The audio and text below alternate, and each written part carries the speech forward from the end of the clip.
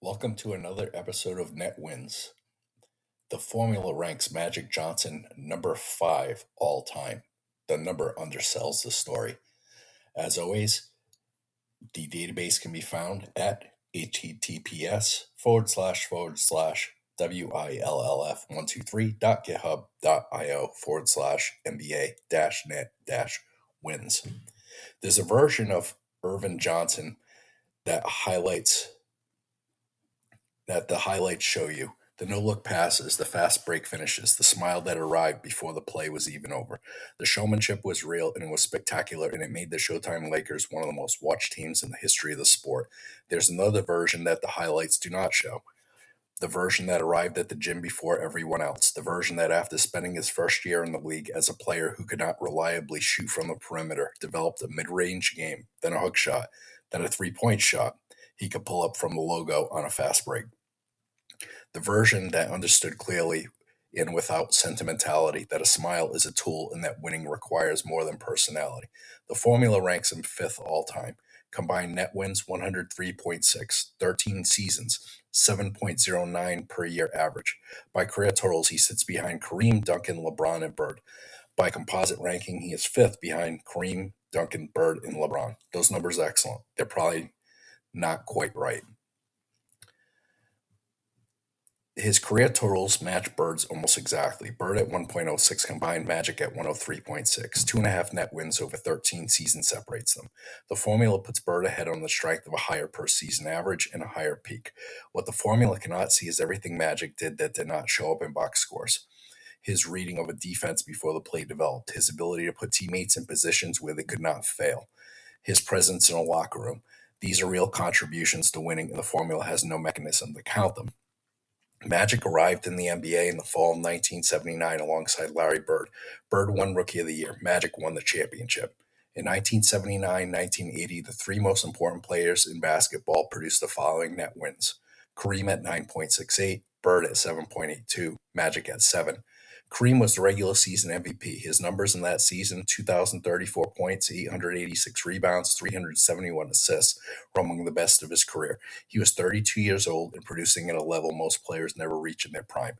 The formula sees 9.68, the highest individual mark on the Lakers by a wide margin. Magic was 20 years old. He posted 7 net wins in his first professional season, which is an outstanding mark for a rookie and would be a career year for most players. He was not the best player on his team. He was not the best rookie in the league by this formula, which has Bird at 7.82 that year. He was a 20-year-old point guard in his first year learning a professional offense on a 60-win team. Then Game 6 of the finals happened. Kareem was injured. Magic started at center, scored 42 points, pulled 15 rebounds, dished 7 assists, and the Lakers won the championship. Magic was named Finals MVP. It is one of the great individual performances in playoff history, and it genuinely deserved the recognition it received. What it also did was establish a narrative that would follow both players for the rest of their careers. Magic was the face of the Lakers, and Kareem was the supporting cast. The formula, which counts every game in the regular season, not just Game 6, disagrees.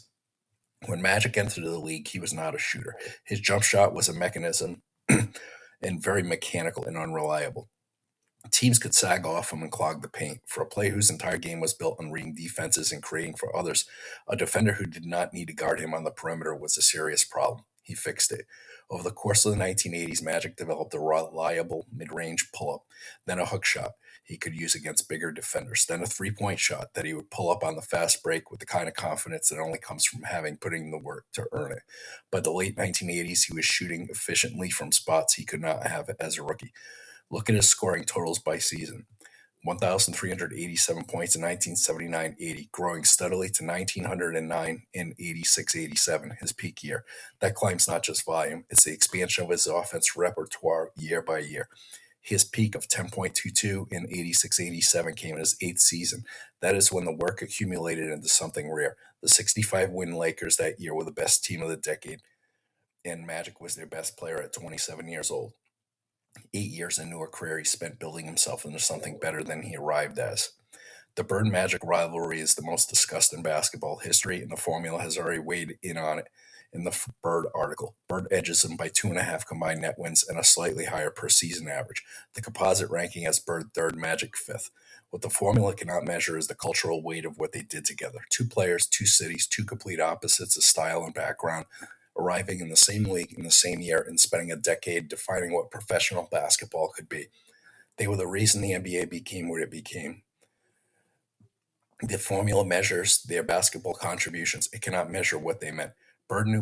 Magic knew Bird was the standard. Bird knew Magic was the standard. They said so, both of them, in interviews and in their own books. The rivalry was genuine. The respect underneath it was also genuine.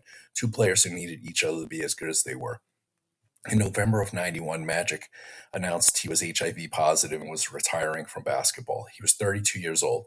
His 90-91 season had produced 8.01 net wins. He was still operating at an elite level.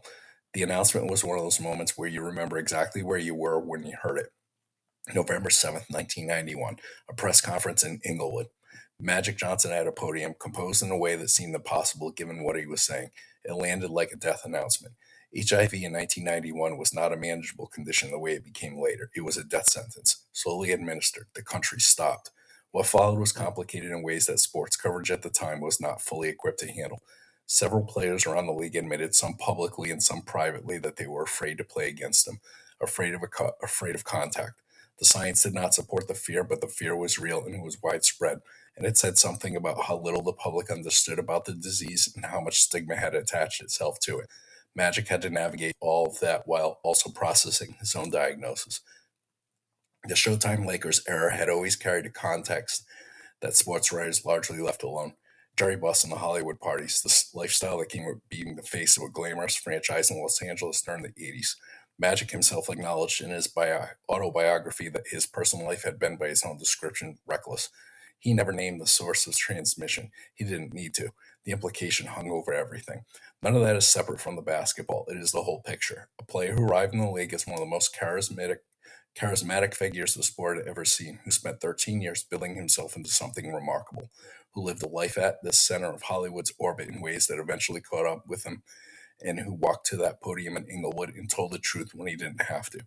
He returned briefly for the 92 Barcelona Olympics, lying on the gym floor beside a Bird between games, two men held together by compression and pride. He returned to the Lakers in 95-96 for 32 games and produced 1.89, a shadow of what he had been, but still functional.